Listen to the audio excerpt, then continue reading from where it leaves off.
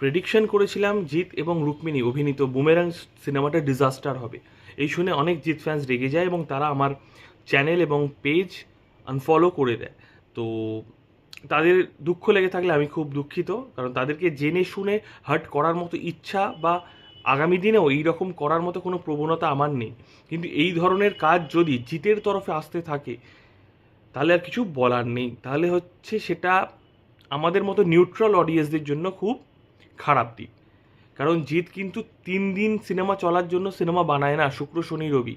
সে neutral অডিয়েন্সের জন্যই বানায়, কিন্তু সেখানে কোথাও গিয়ে ধাক্কা খেয়ে যাচ্ছে। তো সিনেমা কেমন হবে সেটা পরের কথা। ট্রেলার যেমন আমার বাজে লেগেছে, বুমেরাং টাইটেল ট্র্যাক যেমন আমার বাজে লেগেছে, এই বন বন গানটা শুনে মাথা ঘুরে গেল। এটা একটা গান হয়েছে? নীলায়নবাবু হয়তো ভালো পরিচালক, কিন্তু মাস কমার্শিয়ালি মিউজিক দেওয়ার জন্য তিনি এখনও আমি মনে করি ঠিকঠাকভাবে ক্লিক করতে পারছেন না। এটা খুব দুঃখ।